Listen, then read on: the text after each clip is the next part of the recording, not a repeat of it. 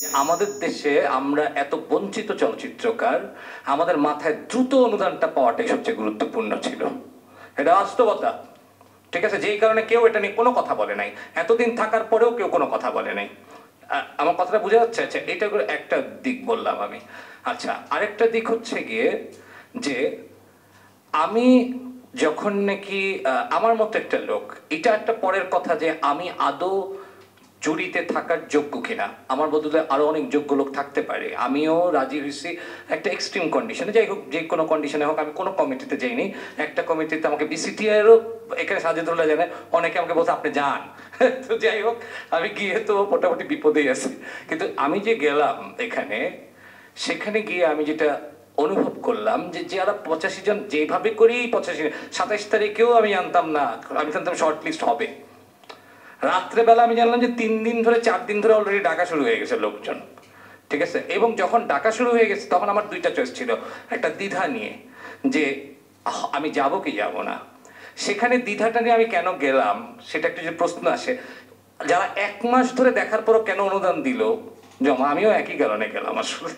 মানে এটা যেভাবে হোক কার্যকর হোক। যেটা ভুল হইতে পারে, আমি বলছি না আমি ঠিক কাজ করছি, আমার নানা রকম ভুল হইতে পারে, আমি জীবনে আর কোনোদিন শুধরানোর সুযোগ পাবো কিনা আমি জানি না। তো এরকম একটা জায়গা থেকে আমি গেছি, এবং সত্যিকার অর্থে 90টা স্ক্রিপ্ট আসলে দেওয়ার কথা ছিল না। বাছাই কমিটি থেকে প্রথমে 40টা স্ক্রিপ্ট, আমি তর্ক করে 40টা স্ক্রিপ্ট নিয়েছিলাম। ওরা ফোর্সফুলি 90টা স্ক্রিপ্ট দিছে। সত্যি কথা বলি, এটা এখন আমার বলতে কোনো সমস্যা নাই, আমি 25-26টাকে অলমোস্ট সেম টাইপের মার্ক দিছি। তার মধ্যে থেকে 40টা স্ক্রিপ্টের মধ্যে তারপর আমি যে দেখছি যে ওই 40টার মধ্যে যখন নাকি দেখছি মার্কিং, অন্যদের মার্কিং এ যেই 12টা আসছে, তারপর আমি একটা স্ক্রিপ্টের ক্ষেত্রে বলিনি ওটা ঢোকার। ইনফ্যাক্ট বাছাই কমিটির কেউ বলতে পারবে না আমি কোনোদিন তাকে ফোন করছি বলার জন্য ভাই এটা থাকুক, এবং আমি কাউকে, আমার পাশের লোকটাকেও কোনোদিন ফোন করি নাই।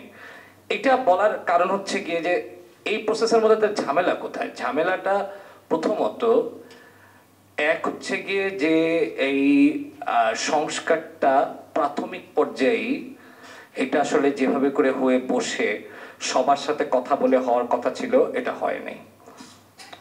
এটা এটা দ্বিতীয়ত আরেকটা ব্যাপার যেটা বলতেছি যে আমাদের কাকে কমিটিতে রাখা উচিত। ভাই, যারা পিচিং এ গেছিল, আজকে যদি সাজেদুল পাইতো তো আমার লোকই হইতো, কারণ 85 জনকে আমি চিনি।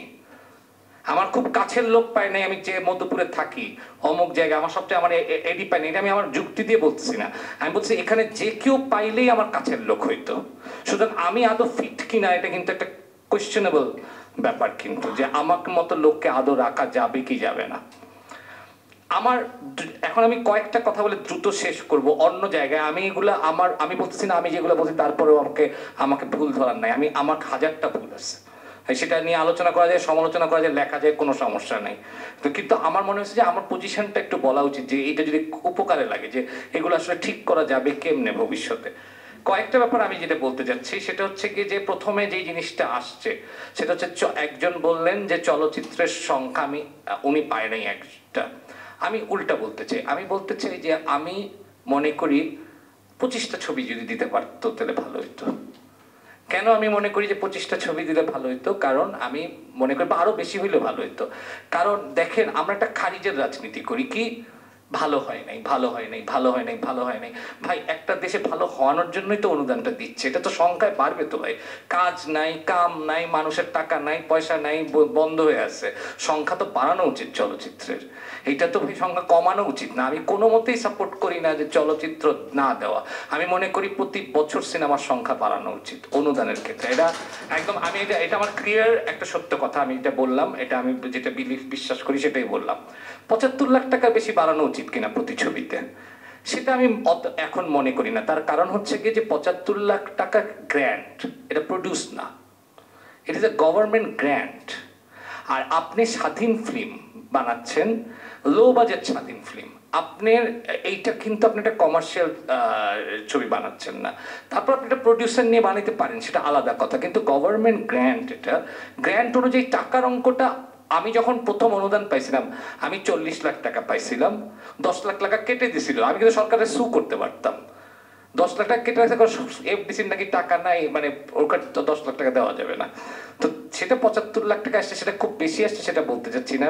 আমি বলতেছি যে যদি এখন টাকাটা না বাড়ানো যায় তাহলে বরাদ্দ বাড়ায়, সংখ্যা বাড়াক, এটা হচ্ছে 1 নাম্বার। শর্ট ফিল্মের ক্ষেত্রেও সংখ্যা বাড়াক, এটা হচ্ছে আমার একটা।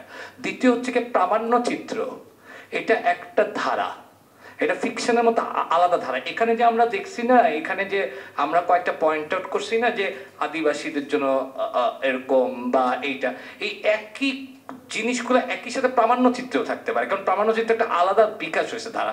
কোনো পৃথিবীর কোনো ব্র্যান্ড ফিকশনাল প্রামাণ্য চিত্রতে একটা ন্যূনতম একটা, আর এটা পৃথিবীতে কোথাও নাই, কারণ এটা আলাদাভাবে প্রজ্ঞাপন যাবে ফিকশনের জন্য।